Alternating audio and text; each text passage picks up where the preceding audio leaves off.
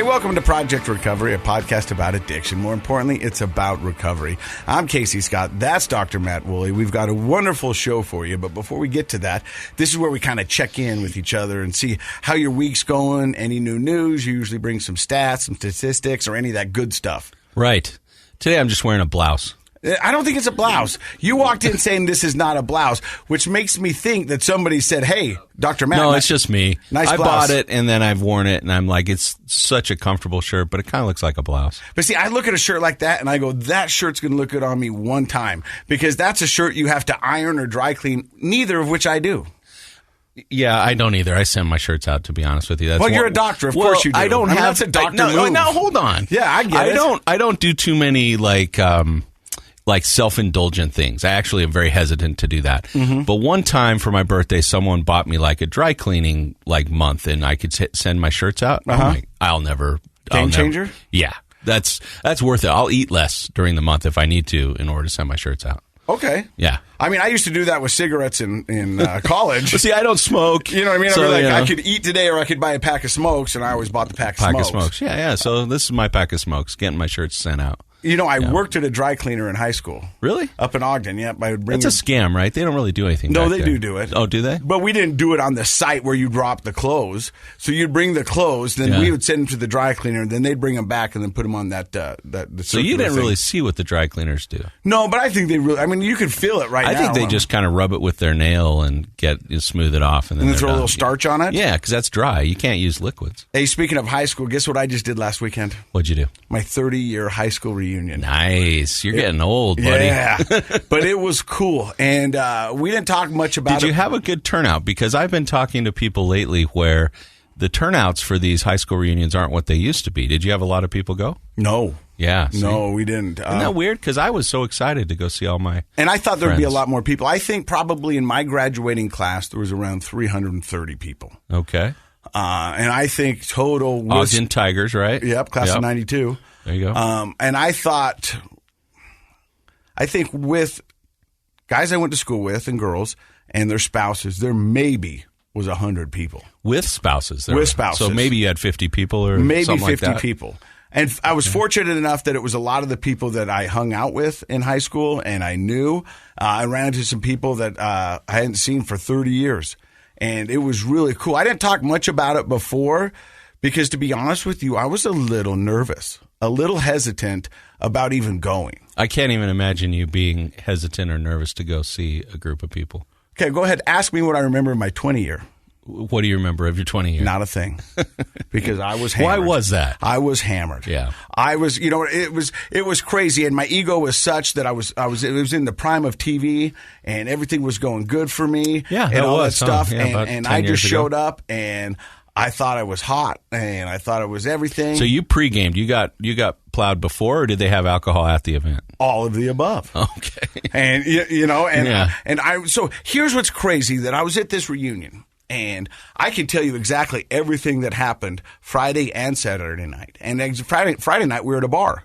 And I walked in there, and guess who I saw right when I walked in there? Who? My old principal, Santiago Sandoval.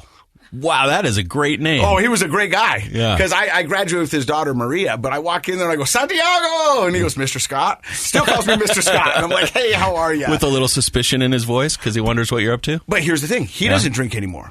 Oh, he really? quit drinking. Okay. And so we had a good conversation about recovery, but we were at the bar and people were having a good time. And I understand some people wanting to drink to take the edge off and stuff like that. Like, I don't begrudge people that. You know what I mean? I understand that part of it. For me, it doesn't work because I didn't have an off button. Right. Well, I was going to say, some people can just have a drink, right? But I really wanted to go to that Friday night because I figured that that's where the classmates would let loose a little bit, and you know what I mean? And less formal, it's out at the bar. Yeah. Did very many people show to that? And maybe 40 people to that. Okay. But it was great. I mean, we had music going, we had name tags, we had old pictures, and it was a cool walk down memory lane. That is fun. And I'm glad I went, and it was really cool. But the thing is that I was talking to people.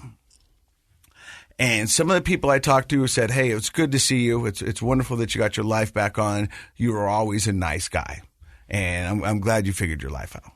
But there were some people that I had hard conversations with who were like, you know what? You weren't a nice person. Really? They called you out on it? Not in high school, but like at the 20 and after graduation. But I mean, at this last event, yeah, people were like, they're not like, hey, blatantly out, but we were talking. They were like, hey, they're just being honest. Yeah, last time I saw you, you were not a fun person, and you were a hot mess. And okay, yeah. It wasn't pleasant. It wasn't nice. Yeah. And so it was interesting to hear both sides of the story, and I'm not to boast my own self up. For the most part, people said, hey, you were a good kid, and we really enjoyed you in high school. I mean, I can see that. I mean, I think that's your personality's been pretty consistent over time. But why do you think that changed, like at the 20th, for example, when you're pretty lit? Like, why would they? What's different about you back in those days? I think I was conceited. I think I was a little full of myself, and I think I was a little egotistical. But to be honest with you, I mean, yeah. So the humor that you normally have has an edge to it. Yeah, right. And when I was drinking, I would I've got a fairly quick sense of humor. And if we're going back and forth, you're fast. Yeah. If somebody says something and I don't like it, the easiest way to get that stop is to cut you off at your feet. Yeah. And sometimes that's saying mean things. Zingers. And for everybody in the party, that's fun because it was quick and witty. But if you're the person on the receiving end of that, yeah, that's not cool. That's not fun. Yeah. And sometimes I would have sometimes I had a. So how does it make you feel? Like there you are, you're kind of trying to reconnect with people, and somebody's that honest with you. How did it make you feel? It made me feel good that they believed in me, and then they were happy I got my life back. No. The criticism, of course, the other one made you feel good. It hurt me. Yeah, because I don't want to be that guy, and I know that I'm not that guy. But that's the guy they got. Well, you're also kind of a pleaser. I know you can have an edge to you when you're drinking and stuff, but you're a pleaser. You want people to like you. So it's kind of hard to hear the reality of how you or anybody affected other people when they were in their cups. But what I've learned in my recovery is that my humor was a self-defense mechanism. Okay, tell me more about that. So if I was in a situation and things weren't going my way, or people were coming at me and wanted to have a genuine, honest conversation that I wasn't ready to give the answers, I could distract them with humor. Yeah. I mean, I could change the direction. Control the conversation. Yes. Yeah. And so sometimes that meant saying something to somebody that would get the attention off of me and onto them, and then but not in a good way. Not in a good way. Yeah. No, and that's what hurt me because. Like I said, I didn't want to be that person. I'm not that person. But at that time, for those people, I was that person. Yeah. And that sucks. Well, what can you do about that now? Have authentic, genuine conversations now. Yeah. Apologize and let people know that I've changed and that I'm still working on things and I don't have it all figured out. But Was anybody not receptive to that? No, everybody was receptive. Cool. But I know, I can read a room. I knew there were some people in there that stayed away from me. Yeah. We had a casino night. I was sitting around the casino. We were playing cards and stuff like that. And there was a group of 100 of us in there. And there was people in there that I didn't get a chance to talk to. Yeah. And that kind of hurt me, until the next morning I woke up and I got this text. Okay. Casey, and I'm not going to say his name, but he goes, my biggest regret of the evening was that I didn't get to tell you personally. Thank you for not drinking. I've been in a lot of Middle East combat since I last saw you 30 years ago. Coming home to a regular life has been darn hard. He said, damn though, and has taken me years to be able to sleep a little at night and not be ready to fight all the time every time I hear a noise.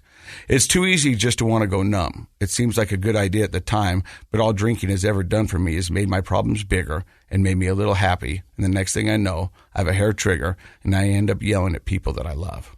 I didn't drink at all Saturday evening though, even though it seemed like a good idea. I appreciate that you didn't either, more than you'll ever know. Great seeing you. Oh, man. What two great things about that. The content and the fact that he'd take the time to send it. I woke up the next morning and, how the ding on your phone goes off and I look at it. And I just stared at it. And I was like, You saw the name? You knew who it was? Yeah. I knew exactly who it was. Uh-huh. And he was a good friend of mine. all through high school, and we did walk past each other at the buffet line, and I was like, I want to make sure I find some time to talk to that guy. And then the night got away from itself. Yeah. And I wasn't able to do that. And so much in the fact that I'm driving home from the reunion with my girlfriend, I was like, you know what? I wish I would have. I wish I would have had a chance because the guy always made me laugh, and I really enjoyed his sense of humor, and I enjoyed the person he was. And so to get that message from him, and I had no idea about his past. Now, I think he knew about my past because it's all over social media public, and the podcast and such like that. But it just meant the world to me. Oh, that's I mean, I think what a genuine, authentic thing for him to say. And the fact that he opened up, I mean, here we have a veteran who has PTSD, obviously. And like so many people with PTSD, especially combat vets, he used the word numb out. And that's such an understandable and normal thing to want to do, but as he eloquently put it, it hasn't ever helped, it's only hurt. And so a lot of our vets are stuck in sort of this in-between no man's land where they don't have, or they don't know how to get the right proper treatment for their PTSD. There might even be some social stigma in their community about getting it, and so they often resort to things like alcohol or drugs. And I'm glad that he took the night off on Saturday and didn't drink and was able to see the benefit from that. And obviously what's really cool is he watched you and you set an example or gave him sort of a type of emotional support you probably didn't even know you were giving because he saw you weren't drinking and he knew your public story. And he probably thought, well, if Casey can do it, I can do it. And that's how we all support each other in a community, even when we don't talk to each other. Two things that I learned over this weekend in the class reunion is that I can have just as much fun without alcohol. I was the same guy I was in high school. I was having fun at the tables. I was being loud. It was just as much fun as I had hoped it would have been. It was an absolute blast, and it really was an awesome thing for me to be able to attend. I would say you're a better person. It's like the best version of you. And I'm still striving to be a better person. But I think his definition of drinking is the best definition I've ever heard. But all drinking has ever done for me is made my problems bigger and made me a little happy. And the next thing I know, I have a hair trigger and I end up yelling at people that I love. Yeah. That's so typical, right? I mean, so many people can relate to exactly what he's going through. So I just wanted to inform you a little bit about my 30-year class reunion, Ogden High School football rules. Do they? Really? I don't know. I don't really think so. The difference between Morgan and Ogden reunions, you guys were gambling. Yeah, I think the craziest we got was I think we had Chinese food. They had craps, they had roulette, they had blackjack. Yeah, it was all fake money. Yeah, but it was a blast. That sounds like an Ogden High good time to me. It was an Ogden High good time. Yeah, it's fun. We're getting old, but I mean, it's kind of fun. I had our reunion recently. I mean, ours was delayed a year.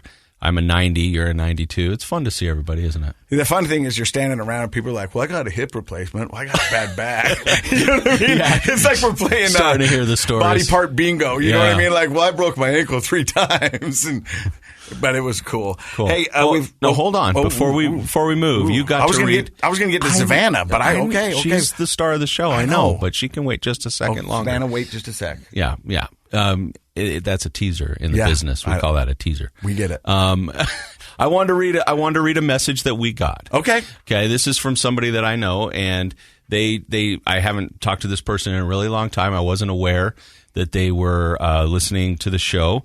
I did know they were in recovery, but listen to this. This is what they said. Okay. They said, "Hi, Matt. I have been a devoted listener to Project Recovery. You and Casey are a dynamite team. I've recommended the podcast to all my sponsees and many friends. We talk about each installment. You guys are doing a great life-changing work. Please tell Casey. Keep the momentum, guys. You've made a very positive addition to my recovery. Best wishes." And so the reason I bring that up is not to brag about our show. No. It's maybe to highlight the fact that what we're doing is we're bringing people like Savannah onto our show to tell their story and tell about what they do to give back and help in our communities. And just like your friend took some strength from you without even talking to you Saturday night at the reunion, we can all take strength from each other without ever even actually meeting. each other. Like these folks that are listening to our show, that are listening to Savannah and so many other people's stories, who are finding resources because of listening to what the people bring onto our show. Everybody is connecting and helping each other, and I'm just so pleased to know that it makes a difference for people in their lives. And so now this is called a segue. So I'm grateful that Savannah would come on the show and further that. So Savannah won't meet that person probably in person, but her story is going to touch him and so many other people's lives. I love it, and that's what we wanted to do with this podcast, was open up a conversation. So Savannah's got over 5 years of recovery under your belt. Yes, 5 years. And we're going to find out more about your story in just a second. You're listening to Project Recovery. Hey, welcome back to Project Recovery. I'm Casey Scott. That's Dr. Matt Woolley. He's a clinical psychologist. Our guest today is Savannah Eley. How are you? I'm good. How are you guys? All right. Now, before we get into your story, one of the reasons you came to the podcast today was to talk about addiction and recovery in rural Utah. Yes. You are from where? I'm from Emery County, but I work in Carbon. So Carbon Emery, anybody that knows Carbon Emery knows that for the longest time we was the first in the state for opioid overdose deaths. Now, for those who don't know, how big of community is it? I think between Carbon and Emery County, maybe 32,000 people combined in both counties. But 32,000 people and number one in opioid abuse. Yeah, opioid abuse and overdose deaths. Wow. Yeah. And you wanted to come on here and highlight some of the wonderful things you're doing up there. And, of course, we're going to give you all the time you want at the end of the podcast. Yes. But where does the story of Savannah Eley begin? So I think for me, I had a great childhood. I mean, amazing. My parents weren't divorced. My grandpa was the sheriff of Summit County for years. We lived in Park City with him, and then we moved to Emery County. And I think moving down there was a very big shock. Even though I was young, it was still completely different from what we was used to. So for those who don't know, so it's basically you moved from Park City, which is pretty rural back then. Yeah, back then it was not big like it is now. And then you moved to even smaller town. Yes. And you said it was a little bit of a culture shock, a little bit of a shock all around. Why was that? So for me, I think, a lot of it has to do with stigma, right? We were LDS. Once we were seen that we weren't LDS, kids couldn't play with us. We didn't make basketball teams, baseball teams, football teams, whatever. I watched my brother go through that. So that was hard. So already from the get-go, you're kind of feeling like an outsider in your own community. Yeah. Yep. So I think, fast forward a lot longer than 10 years. Fast forward and I'm in recovery and people are like, oh, the stigma of substance use. I'm like, oh gosh, it doesn't really affect me because I've dealt with it my whole life, some form of stigma my whole life. So that stigma of substance use didn't really define me. Like I never let it define me. When I was little, did it define me? Absolutely. It probably helped me become a substance user in a weird way, I want to say, because I always was thinking, what's wrong with me? I know I'm a good kid. I'm up, my friend's dad passes away. I'm up mowing their lawn and taking care of their house for them, So in a weird way, I think that stigma of not being LDS in an LDS community really affected me at a young age too. What was that like? Because, thinking back to childhood and early adolescence, having friends, feeling accepted, being part of the group, where I live, you'll see, like after school, it's going to start here pretty soon, the gaggle of preteens walking around together, Oh, yeah. Like that's all very, very important to our personal development. And if you were in a larger community, you might find your like subgroup of people. In a small community, it's a lot harder because there are just fewer options. Yeah. Social life, how did that affect your social life? And subsequently, how did it affect how you felt about yourself being kind of excluded? I think socially it was hard because it was, just even watching my brother who was a lot older than me. I mean, he was amazing at baseball, and watching him like sit out and not being able to play, or, everybody always saying, other parents, you would hear other parents that, became friends with my mom and dad. Well, it's where you sit. It was where you sit on Sundays where your kids are going to be. And so, at a young age, like that was hard, right? Because it was like, why even try then? If if that's what it's going to be like. Why? It's already predetermined. Yeah, if it's already predetermined, why would I try out for basketball? Why would I do volleyball or any of these things, But still I tried, and I was good. I feel like a basketball player, I was good. But you would see the favorites in the coaches, So that was hard. Like, it would just, I guess in a weird way, it was just like, what's the point? At a young age, you got sort of to that. Create some resentment Yes. and kind of an us against them, and we start to define ourselves, develop our identity at those ages, and that's sort of a negative way of identifying as a young person. Yeah, that I'm different, I'm excluded.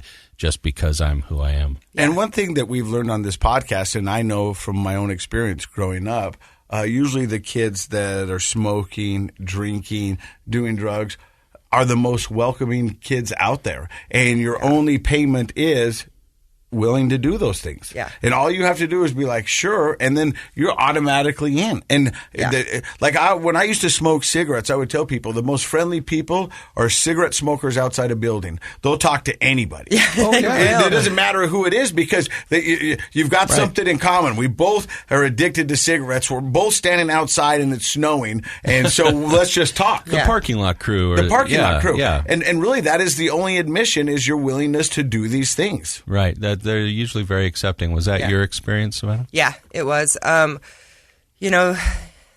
were all the kids that were being judged.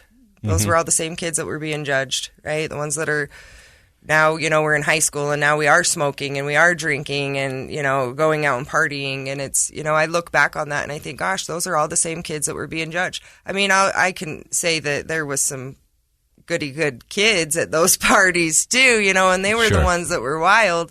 But, I think that kind of sets the tone for people when you're stigmatized that early in life just by one reason. Yeah. So do you remember the first time you smoked a cigarette or drank a beer or smoked marijuana? I remember the first time I ever smoked a cigarette. I was in high school, and it was probably the same time I first started drinking beer. I think I was in 10th grade. I hadn't smoked pot yet or anything like that, but I started smoking, hanging out with the cool kids at the bonfires, out on the desert partying. You're going to do what they're doing to fit in a way. Oh, no. Well, and you probably had an even, heightened sense or desire to fit in because of being excluded early on. Yeah. Everybody Everybody wants to fit in at that age. It's a weird dichotomy. You want to be unique and special, but you also don't want to be different from the group, right? So that's why, 7th grade's hard, that kind of stuff. But if you've already experienced exclusion, that's like a hunger to be accepted, and people will go to pretty great lengths to be accepted. Well, and I look back and I was, even then I was bullied by certain kids. I was bullied. Well, and then I grew up and I got bigger than them, and so then I learned to fight, right? And then now I'm the bad kid who's a fighter, who's all these things. And I look at it and it's, what I was created to be almost by the situations I was going through. I was being bullied. Now I'm bigger than you. I'm going to beat you up. I'm going to fight you. So at a young age, you just learn to be a fighter, I guess. And then, well, you get angry. Being excluded is hurtful, and you have kids. Adults aren't a lot better at this than kids, but you get that negative energy building up inside, and it easily comes out in hurtful things you say or physical things you do. That's one of the reasons that it's so important to, as school administrators and people like that, to keep an eye on the kids that are being bullied, because they typically rage builds up and they'll eventually turn around and bully others. And that's exactly what happened with me. I mean, I think that school where I went to school was just so happy to get me out of there at that point. And you were probably happy to leave. I was so happy to leave. But then, you get to that point where you're leaving, and then I'm going to get married at a young age, which I don't ever recommend for me. Let's just be honest, for anybody. For anybody. Yeah, okay. And then then I'm 18 and I get married. I have my first daughter, and I was so excited to have this little girl. Like, I would just sit there and daydream of what it was going to be like to be a mom and dress her and take care of her. And then, I have her, and then postpartum hits. And, even then there's still that stigma around mental health. You don't talk about it, you have depression, you have postpartum. Well, and only just recently has postpartum really been studied and talked about as a very unique type of mental health issue. Yes. And there's not just postpartum depression, but there's also postpartum psychosis, and we're understanding how it affects women more and more, but really just in the last 5, 6, 7 years. So when you were struggling with it, it was definitely something that was akin to, like, oh, is that really a thing? Well, in the years past, it was explained as easily just saying, oh, she has hard pregnancies. Yeah. It really, it really takes a toll. There's that one lady who shows up and she's glowing and bouncing and she doesn't sweat, she glistens and everything is great. Yes. And then there's the other lady that's like, this sucks. Yeah.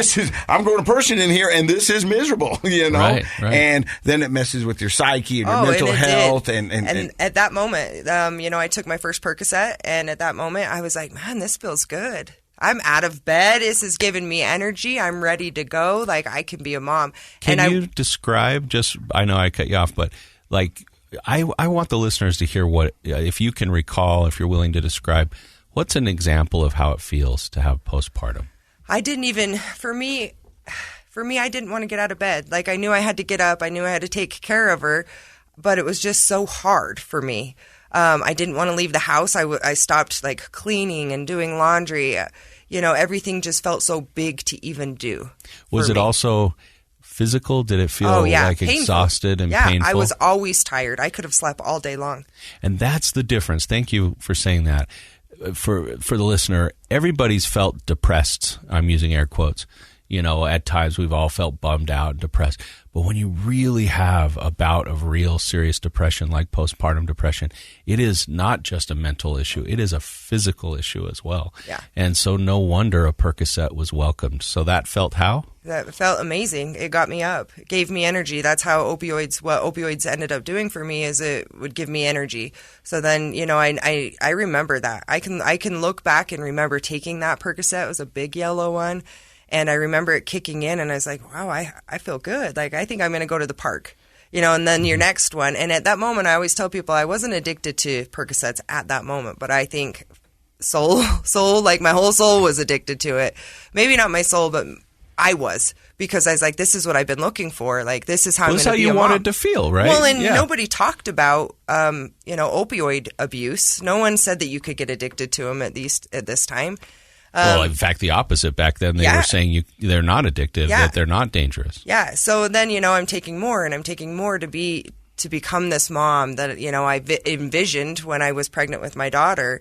And, then I started realizing I was addicted to him, and I would have done anything I could to get him at that point to be a mom, and I would tell myself that you're going to have to find you some pills so you can get up to take care of your kids now, so you can be a mom. That's addiction taking over. That's the justification, the rationalization for why you need these. You're in your head saying, I'm using these for you. Yeah. I'm not using these for me. I'm doing this for you. I'm doing this for my family. So you can have the mom that you deserve. Yes. I mean, that's how crazy that this disease is. Yeah. Is that you're like, I'm doing this for you, honey, because you mean this much to me. Yeah. But do you see how this conversation is part of bursting the stigma of drug addiction? Oh, 100%. Because outside of this conversation, a person's naive or ill-informed opinion is, well, people are doing these things to party. Yes. They're just being irresponsible, and they just want to have fun, and so they're using these kinds of drugs for that. That's not what happens most of the time. No. What happens is you're in a bad mental health crisis, and it finally makes you feel like the mom you wanted to be. Yeah, and I look back even more, probably about like 9 months before I had my daughter, maybe 6 months before I had my daughter, my aunt, who I loved and I adored. She was, a second mom to me. I spent every summer with her. She was suffering from alcoholism. And she ended up dying at 38 years old of cirrhosis of the liver. Oh, and I remember the very first time I ever went to a doctor's appointment, I talked to her, and she's like, I'm on my way to the doctor's too. And I always think to this day, she probably got some real crappy news, and I got to find out that I was pregnant, Yeah. But losing her was so hard, because I remember sitting at her grave, and I thought, why couldn't you just get sober? Why couldn't you just get sober and live? What are you doing? You just chose alcohol over your family, over your 2 girls. And, then you fast forward a year fast forward, and I'm a full-blown, dependent on opioids. I'm addicted to opioids. And so did it escalate that quick to a year that you found yourself addicted to opioids? I want to say my daughter was 2 or 3 months old once I tried that first opioid. And, I mean, it was every day. And at that point, was it easy to get them, or were you? It was super easy at that point to get them on, my ex-husband at the time, he had prescriptions. He was getting shoulder surgery or knee surgery, and so he would get them. And then people were selling them. Everybody was selling them. Like, you could get them on the streets, $1 a milligram. But then that got expensive, right? So then that's when substance use really hits, and you start losing. We lost houses and cars, and just from all of our money going to buy pills. Was your ex-husband also addicted? Yes. Yeah. Can I ask you this? When, that escalated so quick in that first year, you said your daughter was 2 to 3 months old. What was the general perception or conversation with your family around what's going on? Did they know anything? No, they didn't know. They didn't know anything. I mean, I think they knew I had postpartum a little bit. I talked to my mom. I'm an open book with my mom and my dad. So they knew I had postpartum, but they just thought, well, she must be feeling better. She figured it out. Yeah, she figured it out. She's doing better. She's coming over more. We're seeing her more. If you're an open book with your mom and dad, why didn't you open up about the pills? Because I didn't want them to be like, hey, that's not how you do it. You didn't want my to... dad was running on an EMT. He was an EMT at that time, and so he knew. He was seeing it. I wasn't. But once I found what worked, and I knew you had to buy them on the street to get them. You had to have them. You had to do it a certain way to get them. I knew I wouldn't be able to tell my parents that. Yeah. Yep. And that's the addiction, right? We're gonna. So it changes. That's a great example of how it changes who we are fundamentally. Yes, a fundamental aspect of who you were was that you trusted your parents, you were open with them and told them everything. Yeah. But then the addiction comes in and changes one of those fundamental aspects about who you are and creates alienation. Yes. Now you don't have that support from the parents that you normally have because now you're hiding things from them and you become more and more isolated in your addiction. I mean, that's how it works. And they say our secrets keep us sick. You're listening to Project Recovery. More with Savannah coming up. Welcome back to Project Recovery. Casey Scott, Dr. Matt Willier, our guest today, Savannah Eley. How are you? Good. How are you? So now when we just left you, you're talking about you lost houses, you lost trucks. It seems like the addiction's full-blown. At this point, is it full-blown? Yeah. At this point. It's $1 a milligram, and you have 2 people in the household addicted to opioids. How many milligrams estimate were you guys going through a day? So my ex-husband had a prescription. Yeah. And when we moved, we moved to Colorado, okay? And when we moved to Colorado, we would drive clear back to Salina to get a prescription, Salina, Utah, from Rangeley, Colorado. How many hours is that? Oh, gosh, I want to say it's 4 or 5. Yeah. Maybe even longer than that. And I think that they was just Lortab 10s at that point or Percocet 10s. So, to look back at that point and try and figure out how much was I using at that point, I don't remember. Towards the end, I remember. Towards the end of my opioid use disorder, So give us a guess. Well, I would wake up at the end of my opioid addiction, and I would snort 4 oxycodone 30s in the morning. And then towards the end, 16. I would do 16 a day, 16 30s a day. And if I didn't have anything more than 16, I would freak out. Or more than 10, I would freak out. I would have anxiety because I knew it was going to be $840 a day. Yeah. Wow. Yeah.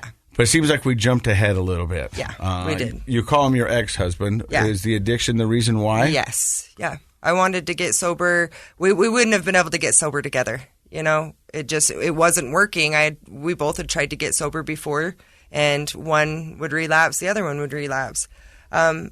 So it was because I think a lot of people in that situation, and even in recovery, they tell you not to do something for the first year and a half, 2 years. Mm-hmm. And a lot of addicts will tell you, you're going to be my accountability buddy.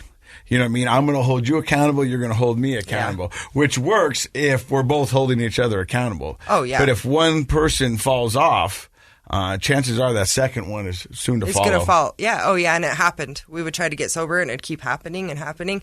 We would enable each other. We would enable. If I had a bad day, he had a bad day. If he had pills, I was happy. If I had pills, he was happy. If neither one of us had pills, we was fighting.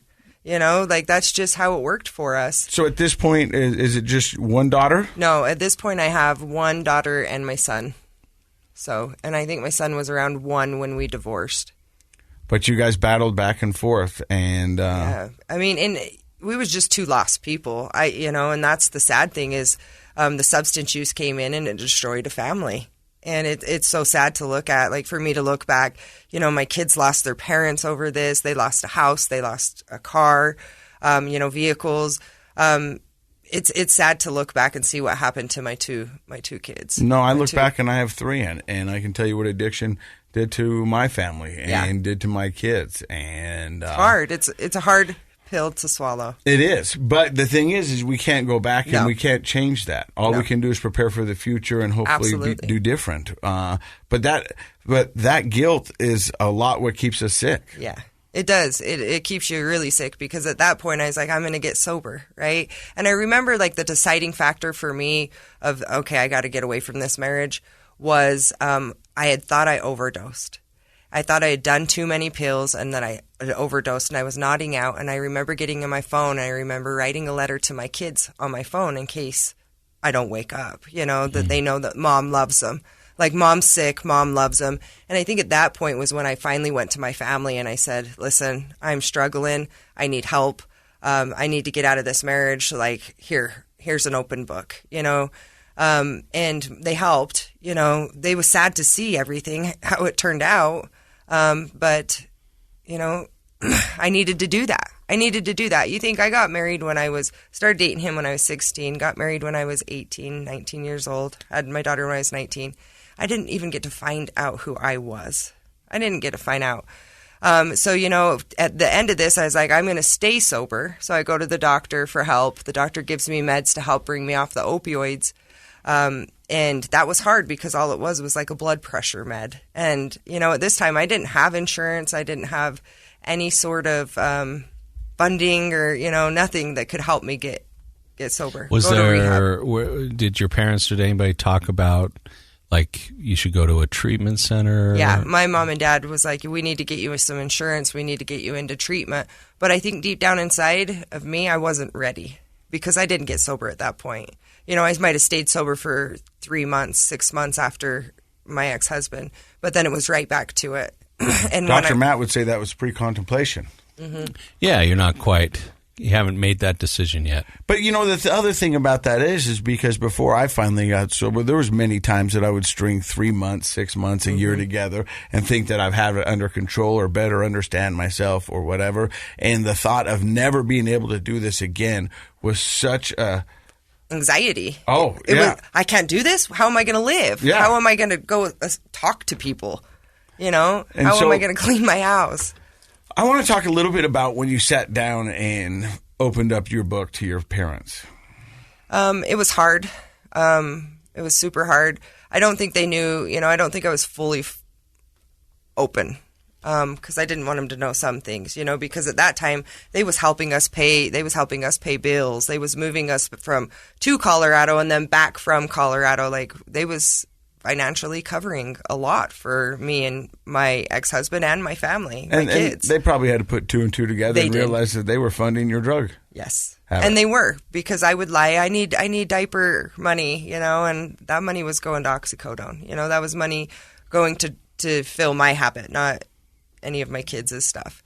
And that was hard, looking back. But when I told my parents, they're like, yeah, we've known for a while. That's what they said. We've known. We just don't know what to do. You explode when we talk to you. If we bring up anything you don't like, I would explode. And I was never like that as a person, would just explode. But anytime I didn't have pills and they're questioning me, why are you sick? Why don't you feel good? I knew that they knew, and I was fearful that they was getting close to asking me, because I was gonna lie. I didn't want to have to lie. So that was really hard. But they supported me. They helped me. They helped me move out of that house and get my own place and get back up on my feet. Like, my parents were so supportive. They thought that I was going to do it. And in the back of my mind, I was hopeful that I would, but I knew that I wouldn't. You said you got about 3 to 6 months of sobriety, and then it sounds like you went back out. Oh, I went, and I hit harder than I ever hit. I just started using, hanging out, partying, drinking. Because now you're single. Now I'm single. Yeah. And so it was scary. It was scary. It went from heroin or from opioids to dabbling in heroin, because heroin's cheaper. Was that a line you thought you would never cross? Yes.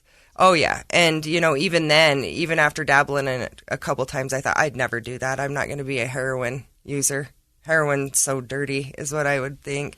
I think that's a universal thought that people have. For most addicts, it is. Yeah. It's a line that they said they would never cross. And we've had so many guests on the show talk about, the de-evolution of that thought, where eventually it makes sense to be using the heroin. Well, it's the only way to keep your addiction going because pills are so expensive. You can't spend hundreds of dollars a day and not end up on the streets. Well, and I had a prescription. I had went to a doctor and I'd said, I need, this was a different doctor, and I'd heard on the streets, if you go in and you tell him you need to get sober off of these pills, you leave with a prescription. And I thought, oh my gosh, are you kidding me? So I did. And I did. I left with a prescription, and I left with, I think, 90 oxycodone 30s. And then, I would go in there, he'd give me 15s, and then back to 30s, back to 15s. And, I had a really bad problem to begin with, but at that point it grew even more, and it grew even more, and it grew even more. And then, I start hanging around some other people that are doing heroin, meth, and everything else. And I'm telling them I need to get off these opioids. Like, I can't do this anymore, because trying to find and afford 1630s a day on the streets it's just, you can't do that. Yeah. At this point, who's watching your kids?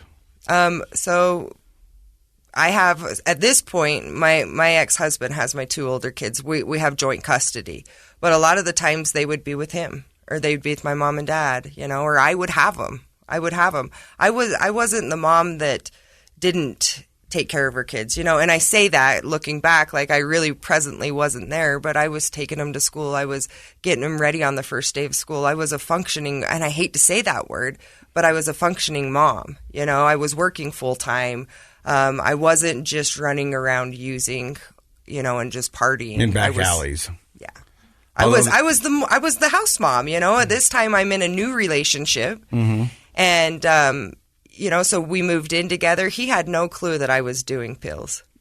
Is that not just the crazy? Because and everybody would be like, oh, I have someone I want to hook you up with. And I'd be like, oh, I can't date them. They're a substance user, And I would self-stigmatize them knowing I'm a substance user. Like, it's so weird. But then, I started dating this kid that I went to prom with in high school, and, been best friends with him. And he never knew that I did opioids. He didn't have a clue, and I wasn't going to tell him.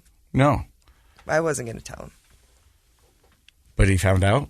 Oh, yeah. He ended up finding out. So we ended up having a daughter. And anytime I got pregnant, I would stop. I'd cut myself back, and I wouldn't use when I was pregnant.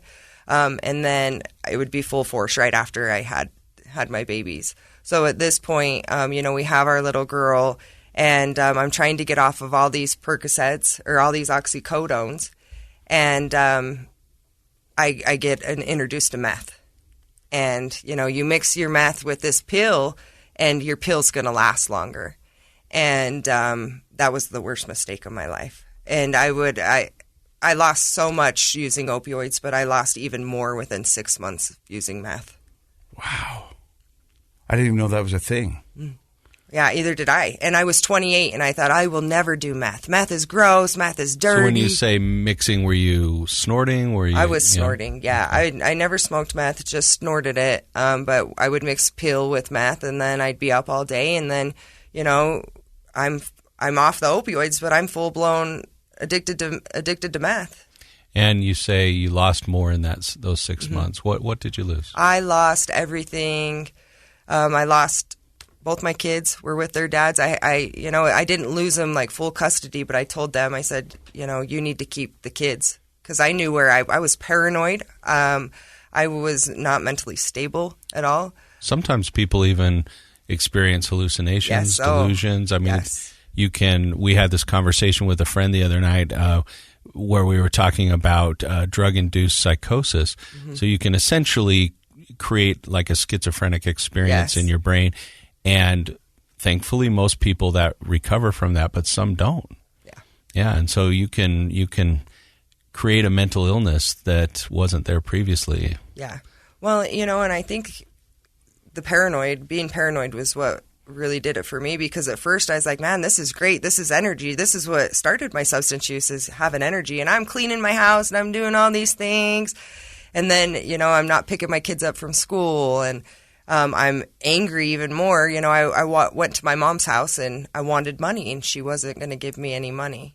She knew I don't think she knew that I was doing meth, but she knew I was using it again. Moms know. Yeah, moms know. And I told my mom, I want some money. And she said, no, I'm not giving you money. And I freaking, I lost it on my mom. And I said, I can't believe what a piece of crap mom you are. And she's not. She's my best friend.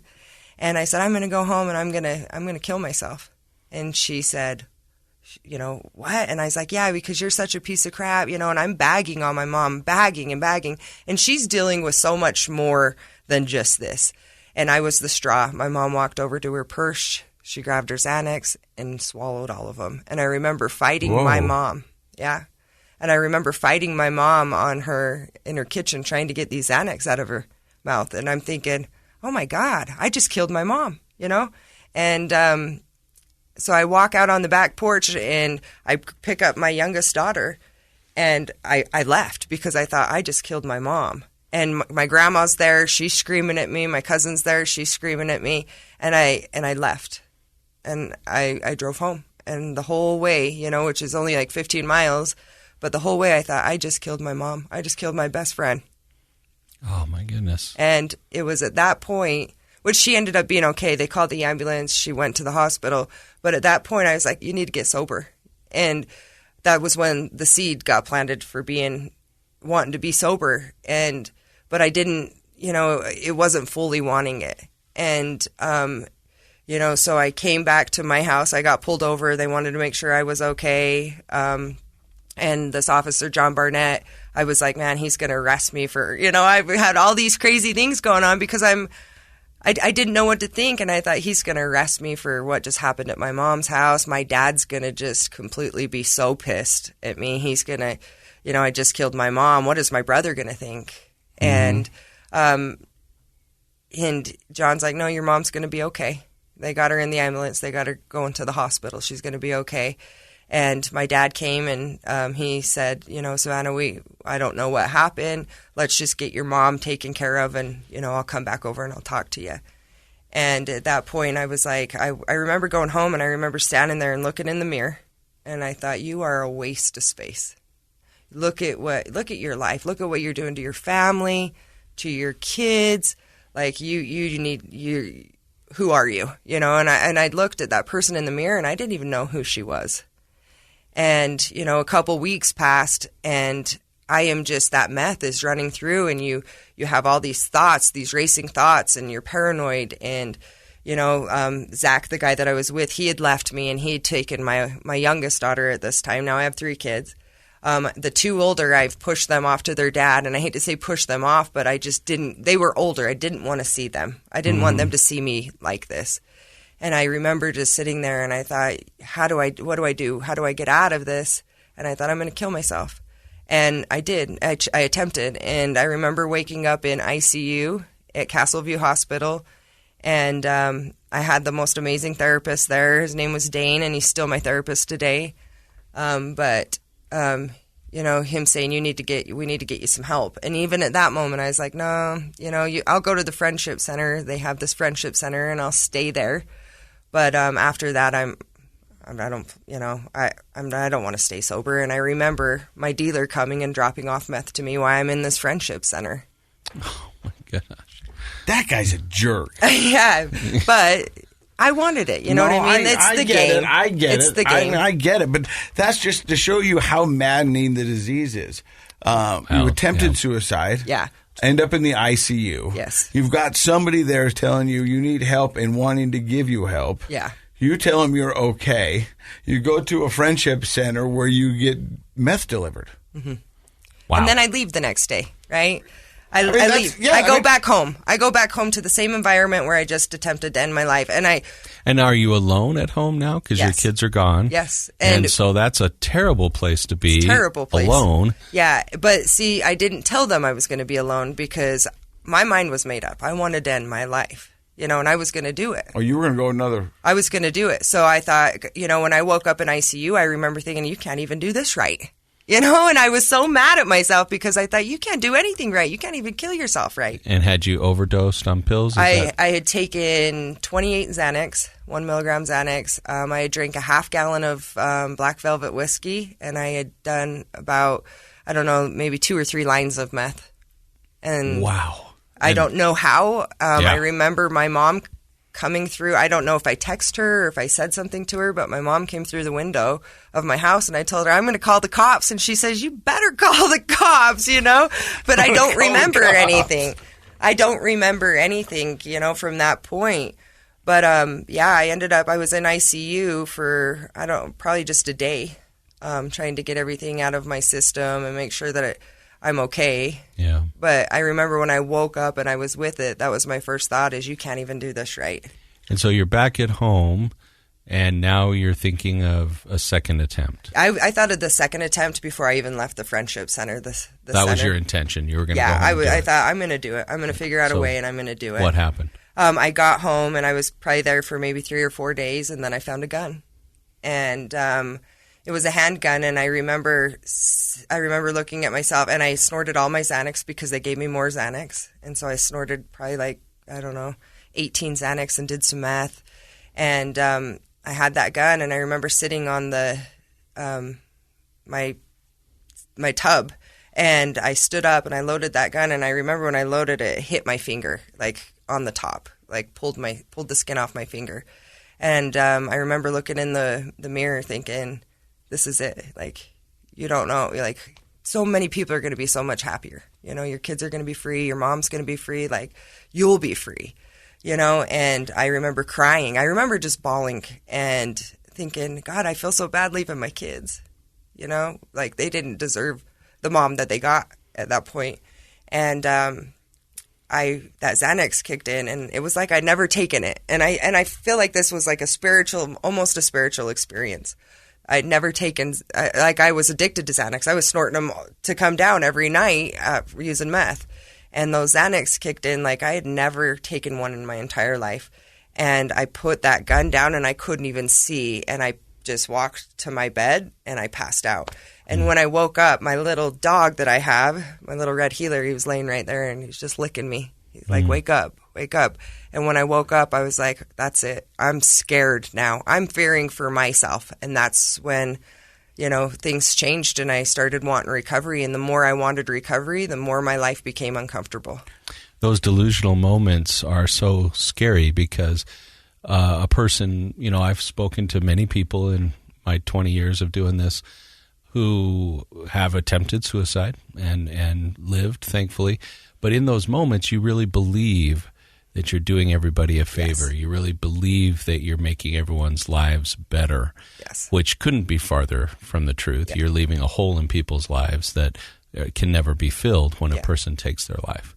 But that's what's scary about that depressive, suicidal moment. And it's wonderful that you were able to get through that and woke up feeling scared, because that's the right feeling to have, is fear. And fear sounds like motivated you to have a different perspective. Yeah. Fear. I think fear motivated my whole first recovery, because I was using meth and I was, oh my gosh, the FBI is paying millions of dollars to hack into my phone, they're watching me. And so that was scary for me too, because I wasn't used to anything like that. 10 years I was doing opioids. Opioids didn't do that, but meth sure makes you paranoid. Yeah. So you wake up with the red healer licking your face. Yeah. And you're afraid. I'm scared. So where do you go from there? I went to someone who I avoided at all cost. My brother, who is a law enforcement officer.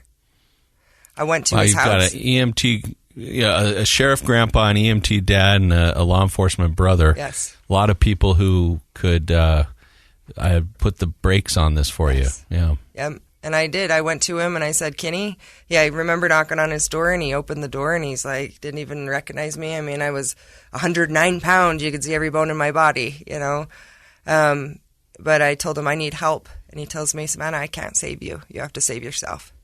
And he says, you go to Mom's house and you tell Mom and Dad what you're doing. And he says, and I'll come and get you in a couple days. And so I went to my mom's house and I told my mom and dad what I was doing, and they knew. They didn't know. I mean, they knew. They had to have known. Right. And I stayed there, and 4 days later, my brother came and got me, and he took me to the sheriff's office. And, at this point, I had my youngest daughter with me. And I thought, oh, my gosh, I'm never going to leave. I didn't know. I'd never been to jail before or anything. And I thought, I'm going to stay here a long time. And he sat me down with two detectives, and they said, listen, we know you're lost. And, first they said, what's going on? And I just started crying, and I told them everything. And the one detective says, listen, I know you're lost, but lost things can be found. He says, he shared some of his personal life, with his struggles with me. And he says, I'm going to tell you something. He says, you can overcome it. He says, and we'll set you up. If you really want it, we'll give you an opportunity to get it. But if you don't really want it, we're going to be the ones walking you back to your cell. And at that moment, I was like, I got to stay sober. And I left there and I thought, I got to stay sober. I got to stay sober. I got to stay sober. And so I started making therapy appointments, and we didn't have any resources in Carbon or Emery County. There was no recovery meeting I could go to. I didn't even have insurance. Luckily, my Four Corners Behavioral Health, they had like a sliding scale fee and opioid grants that they could work with me and give me free therapy. So that's what I did. And I took advantage of it. And then I took advantage of every resource I could possibly grab onto, whether that was Reach Up, which was a suicide prevention group in Castledale, and my family, especially my family. I mean, I reached onto them, and they seen me go through a lot of stuff. But I just started working at it. And I always tell people, it was just this one time I was standing outside and I was watching my daughter play, and she was riding like this little remote control type bike. And I'm sitting there and I'm watching her, and I'm probably 2 weeks sober at this time. And I had these overwhelming feelings come over. Gratitude, and happiness and love and joy, feelings I have never felt in my life. I didn't feel that when I was using. And I was at this moment, I knew, I'm going to stay sober and I'm going to work hard at this. And I always tell everybody, my motivation was my kids, but I knew at the end of the day I deserved it. It took me a long time to get there, but I deserved it. But my kids motivated me because I could have never got sober for them. I couldn't before. So nothing was going to change. That fundamental perspective is the key, right? Yes. We can be inspired by important people and things in our lives, but in the end, it has to be a fundamental focus on I'm worth saving. Yeah. So with help of a therapist, a can-do attitude, friends, family, and every resource available, you've now put together a little over 5 years of sobriety. Yeah, and I think a lot of it was fear too, because fear's a great motivator. Well, fear was. But I always tell everybody, hey, when I still got sober, even though I wasn't doing meth, I was still paranoid for a while. It took me a good year and a half to not feel so scared anymore, like I was being watched. Well, that's brain damage at its basic definition. Yes. We're damaging our brains when we use drugs, especially a drug like meth. Yeah. And fortunately, that cleared for you. Yeah. Unfortunately, it doesn't clear for everybody. Yeah, absolutely. You, at one point, were the opioid advocate. Yeah, I was the opioid prevention specialist for the Southeast Utah Health Department. Now, how does that come about? So I got involved with USARA. Which is a great organization. Oh, wonderful. USARA is amazing. And they've got places all over the state. Yes. If you need some help or you have a loved one who needs some help, all you have to do is pick up the phone. Yeah. And they will get you in touch of a coach. Yes. They will help you out and point you in the right direction of treatment facilities around you. Yes. And if that's not an option, here's this. And if this is not an option, here's this. That's what, yeah. And so I went and did that. I became a certified peer support specialist and started working for USARA in Emery County. But before that, I would volunteer. I'd show up to the coalition meetings, the Carbon Emery Opioid Coalition meeting and the Hope Squad walks and, just showing up, even volunteering. That I finally decided, well, I should, a year sober, I was like, I'm going to go do the CPSS training. And so I went and did that training, and I started working for USARA as a peer recovery coach. And then this other job came up as the opioid prevention specialist, and I was like, I need insurance. I got, who knows what I've done to myself. I need to have some insurance. So I applied for this position and got that position, was hired by the Southeast Utah Health Department. And then from that, another blessing came. Yeah, from that, I went to, we built all kinds of amazing programs working for the Southeast Utah Health Department. We did harm reduction, syringe exchange. We was able to build a program for that in Carbon County, which is huge because Hep C is like a huge epidemic down there that no one talks about. Yeah. And then from there, I applied for a position for the detox at Castleview for alcohol and opioids and went there. And now we're going to do all kinds of amazing things there too.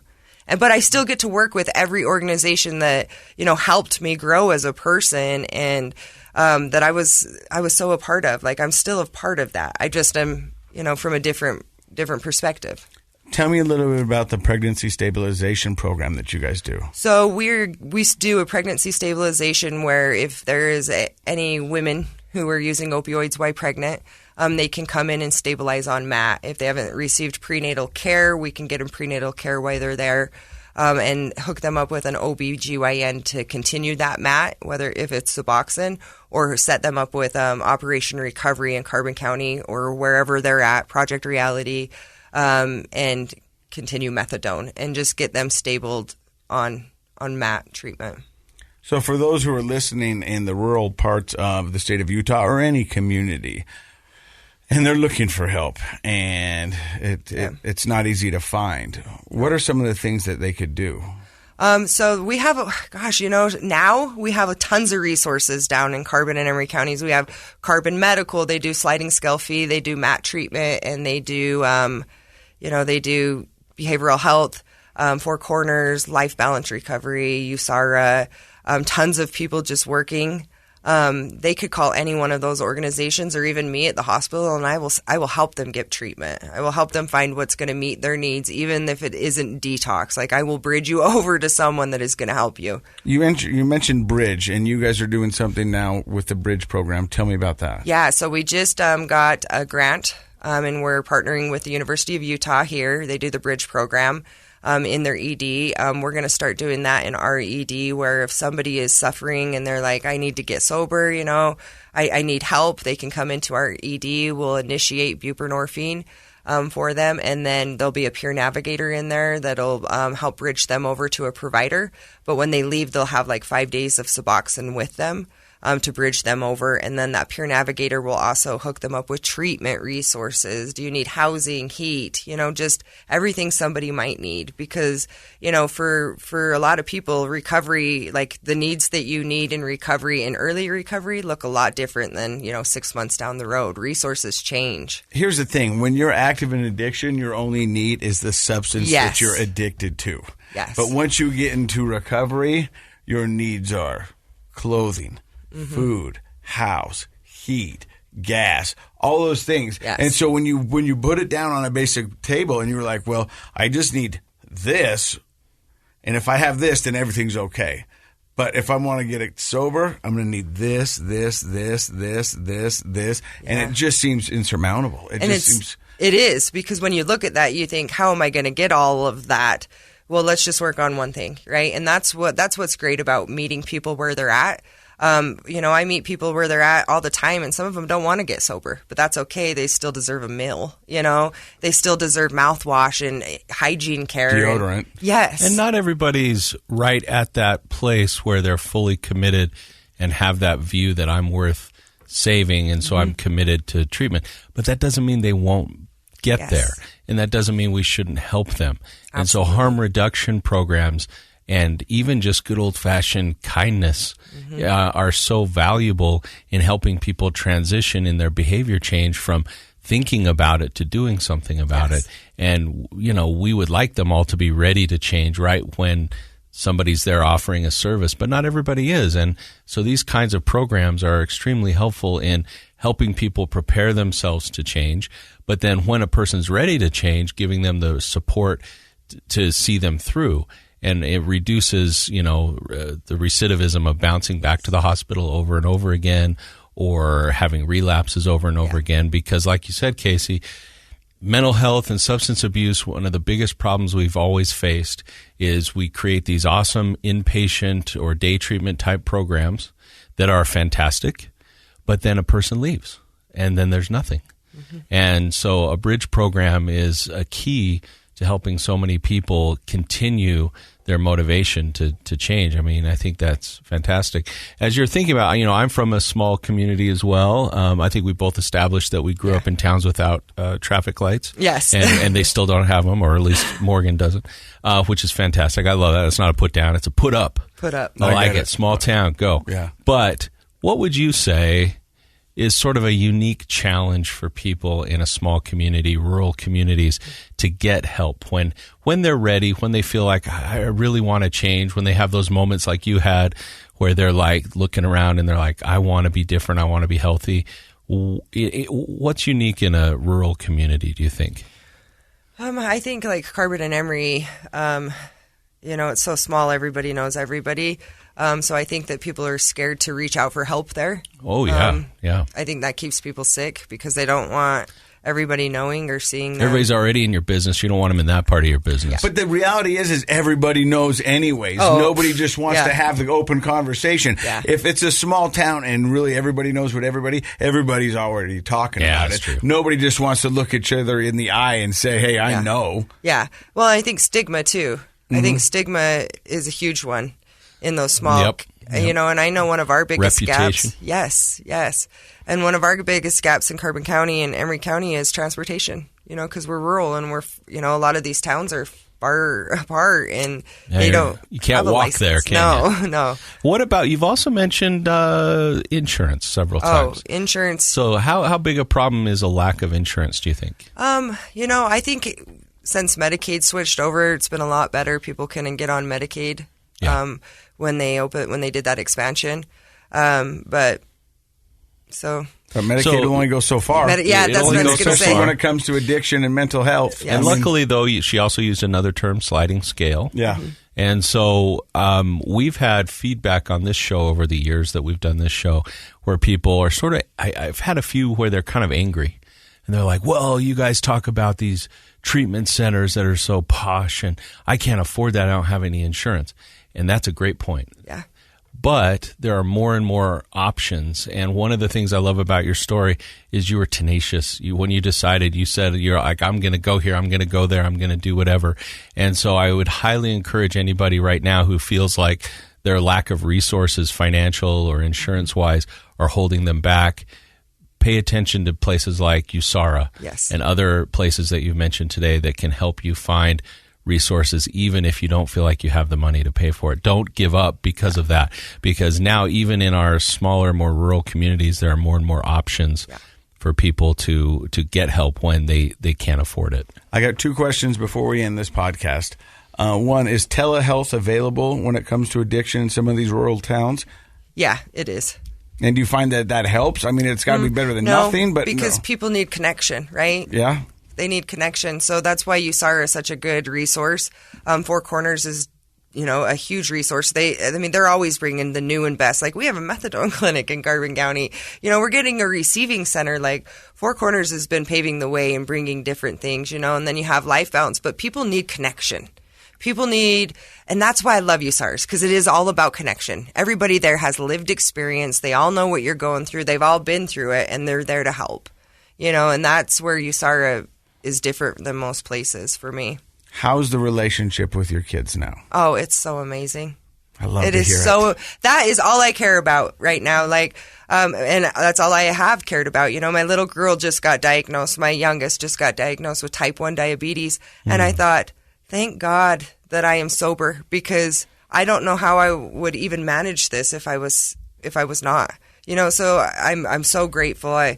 I'm so grateful. And my oldest is going to high school, which is scary, right? Mm-hmm. But we have the best relationship. My little guy, he's going into 5th grade. Like, I love them. And now I get to show them, like, hey, I messed up, but let me show you who mom really is. Do you guys have conversation about addiction? Yeah, all the time. And they know, hey, it runs in my family.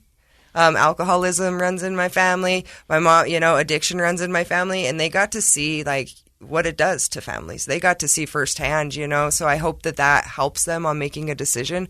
But I'm open. We're so open. I mean, there's some things I don't tell them because, I don't want to cause them trauma. Every detail. Yeah, they don't need every detail. But I let them know, mom was gone because she was suffering.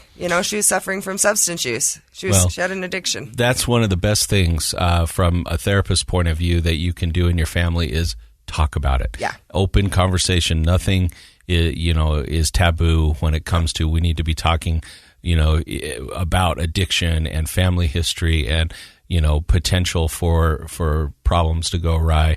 That's a really important conversation to have all the time. It's an open conversation. I know Casey's done a great job with his family where they just talk about it. And families who talk about it, you can end that intergenerational cycle of addiction just through how we talk about it. Yeah.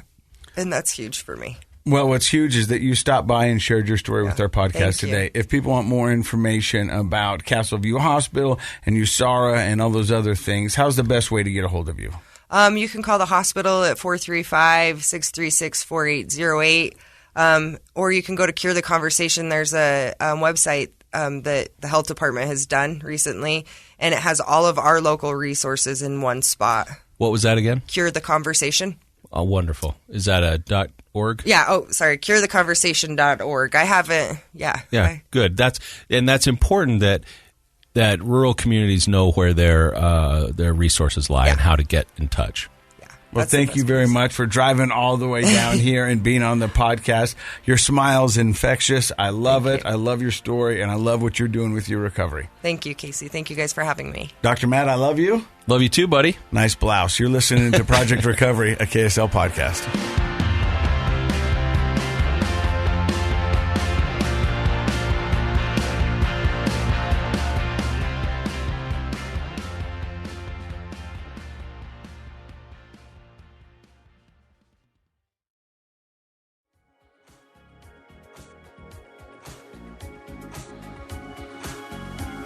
The contents of this program are for informational purposes only. The program is not intended to be a substitute for professional medical advice, diagnosis, or treatment. Always seek the advice of your physician, licensed therapist, or other qualified health provider with any questions you may have regarding a medical condition. Never disregard professional medical advice or delay in seeking it because of something you've heard on this program. KSL does not recommend or endorse any specific tests, physicians, products, procedures, opinions, or other information that may be mentioned on the program. Reliance on any information provided on the program is solely at your own risk.